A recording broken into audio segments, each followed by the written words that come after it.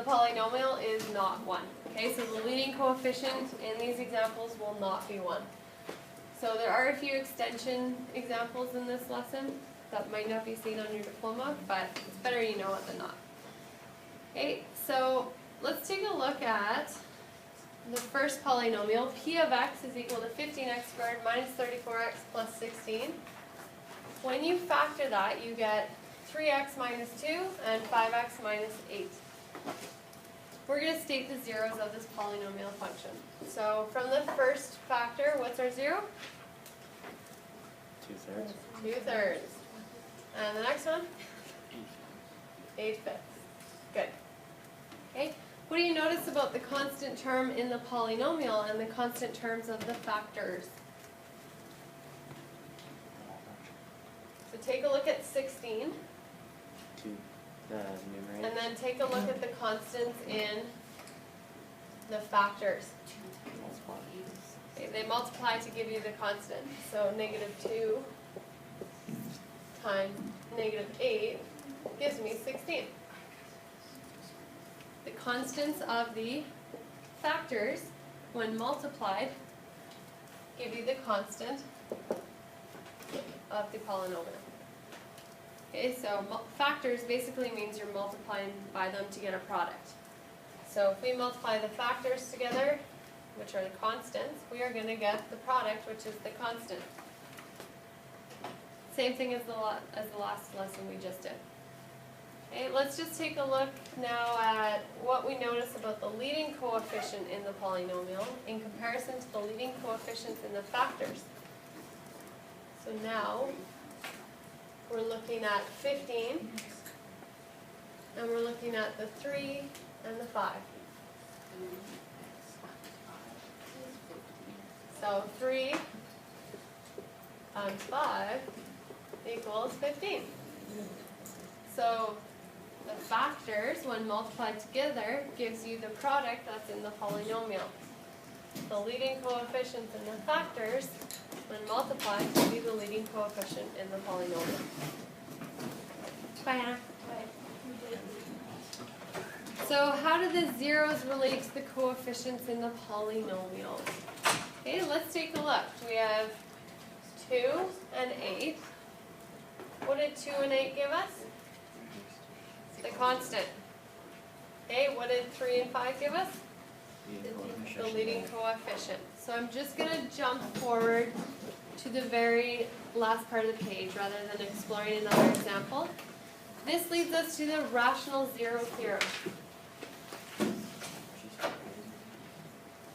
Okay, it states that the zeros of the integral polynomial function p of x are of the form p over q, where the numerator, p, is a factor of the constant term, and the denominator, q, is a factor of the leading coefficient. So these are basically potential zeros right here. Or it's going to help us figure out what our list of potential zeros are. And we look at the factors of the constants divided by the factors of the leading coefficient. And that can help us derive the list of potential zeros. So having said that, let's consider this next polynomial.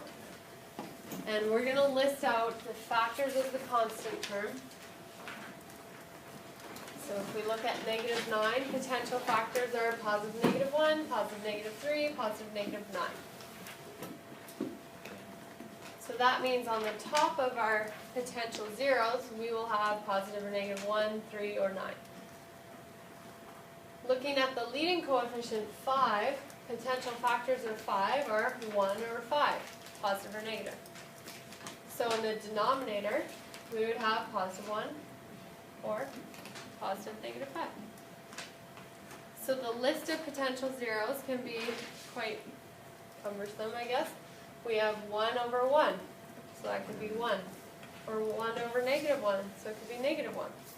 Or 3 over 1, or 3 over negative 1, or negative 3 over 1. Okay, or 9 over 1, or 9 over negative 1, or negative 9 over 1. Okay, that goes a while. So we get positive or negative 1, positive negative 3, positive negative 9, and then we have the other option where we can actually divide by 5. So So we could go 1 over 5, positive or negative. We could go positive negative 3 over 5. Or we could go positive negative 9 over 5. So let's just see here. 1, 2, 3, 4, 5, 6. There's 12 potential zeros to this question. Which means there's 12 potential factors to this question. So we're going to use the potential zeros above to list the potential binomial factors of p of x in the form ax minus b, where a is natural numbers and b are integers. So we've pretty much done that already. So for part B, we're going to show that x equals 1 is a 0 of p of x. So how would I prove that?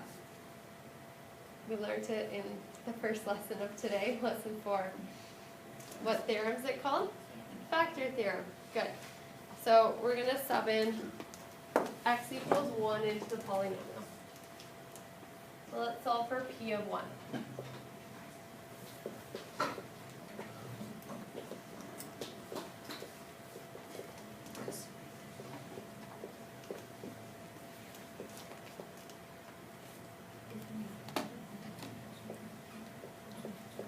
And when you calculate that, what do you get?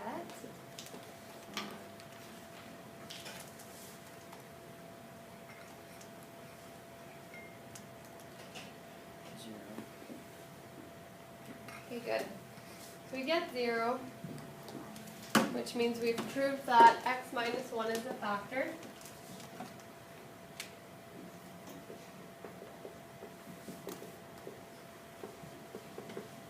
And once we've proved that, we can go into synthetic division. So put 1 on the side. And the leading coefficients from the polynomial up top.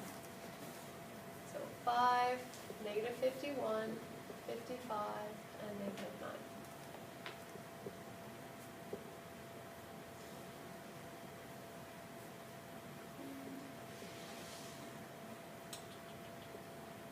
What do we get there? 5.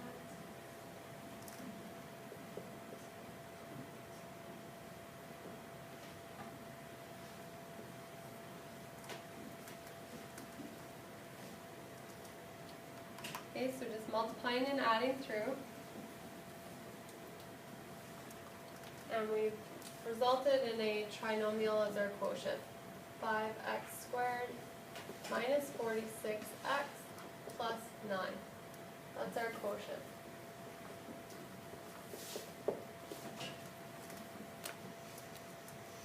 So we need to break this down further.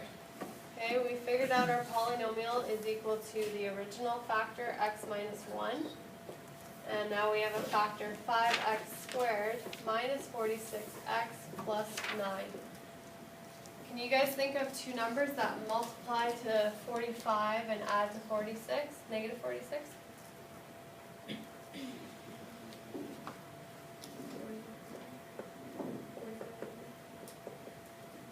Okay, so we get negative 45, negative 1. Good. In this case, we're going to have to factor by decomposition. And the reason why is because we have a coefficient of 5 rather than a coefficient of 1. So decomposition is when we break up the middle term. So instead of negative 46x, let's write negative 45x and negative 1x. So I have two terms as my middle term instead of 1. Then we can factor by grouping. Add the two binomials. From the first binomial, we can factor out 5x. We're left with x minus 9. And if I factor out a negative 1, I'm left with x minus 9. The goal with factoring by decomposition is to get the same binomial so that you can then factor it out. So you get x minus 9 times 5x minus 1. So now that we've done that little side work here, we can go back to our original polynomial, which equals x minus 1, and our trinomial 5x squared minus 46x plus 9 broke down to x minus 9 times 5x minus 1.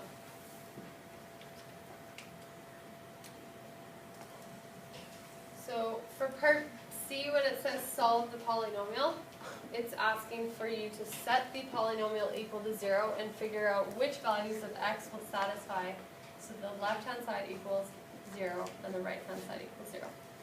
So looking at our factors, our list of factors, we have x equals 1, x equals 9, and x equals 1 over 5.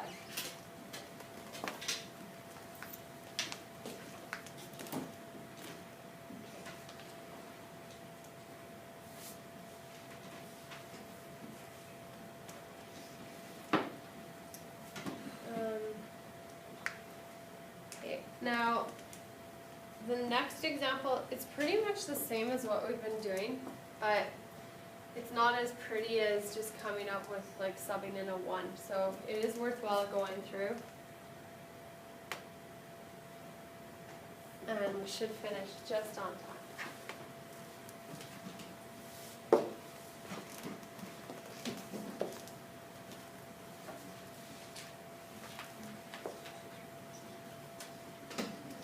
So just to review, we need to come up with our list of potential zeros.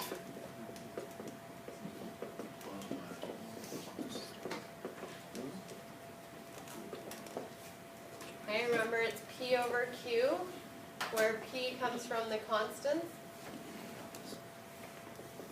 So all the potential factors from the constant, and Q comes from all the potential factors of the leading coefficient. Okay, so what could that be? For the constant, factors of -3. Plus or minus 1, plus or minus 3. Good. Okay, leading coefficient, all the potential factors of 2 would be plus or minus 1, plus or minus 2. So there's 8 potential factors that we could use.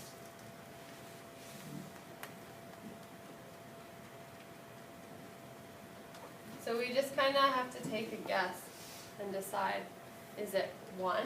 Is it -1? Is it 3 over 2? Is it -3 over 2?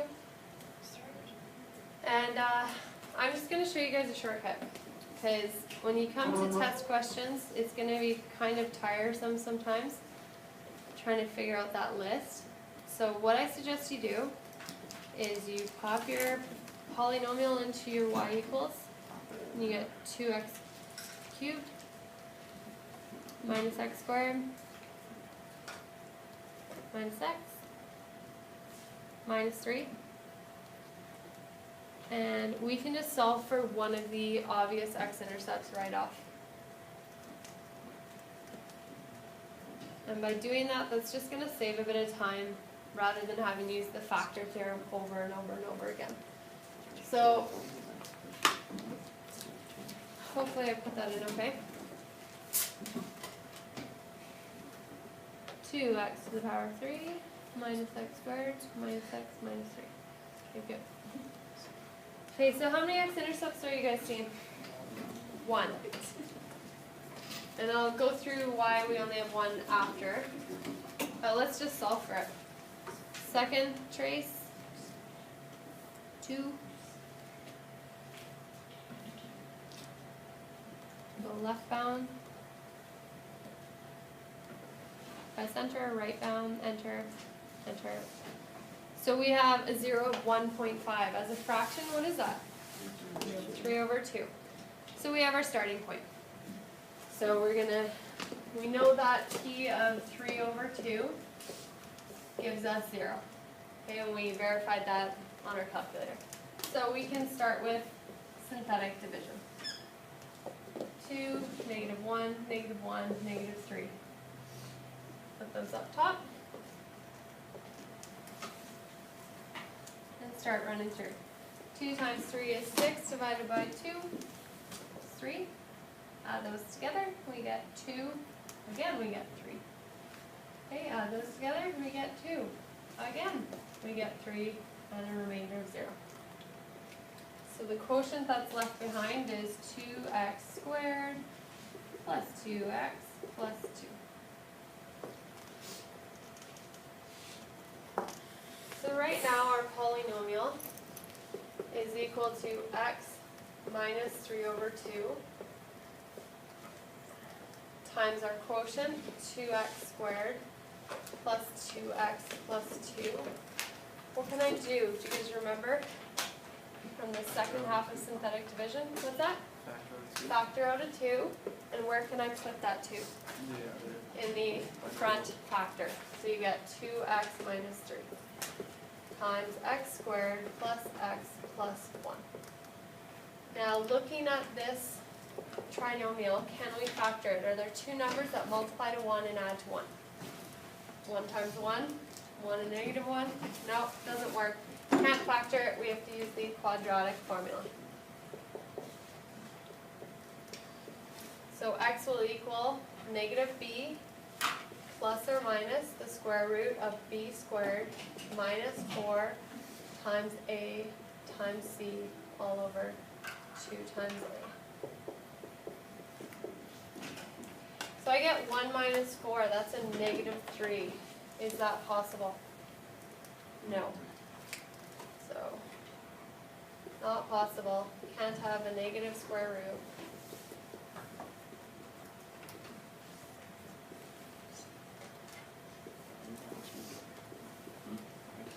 Okay, and because of that, we only have 1 0. So this is fully factored. This is as far as the polynomial can go. But if you're asked to solve, which means tell me what the roots are, we saw in our calculator, whoops, how many x-intercepts were there? 1. It already cleared, okay? We had a graph that looked like this. So we only had one x-intercept, which was at positive 3 over 2. So our solution, Here's time for 3 over 2. announcements.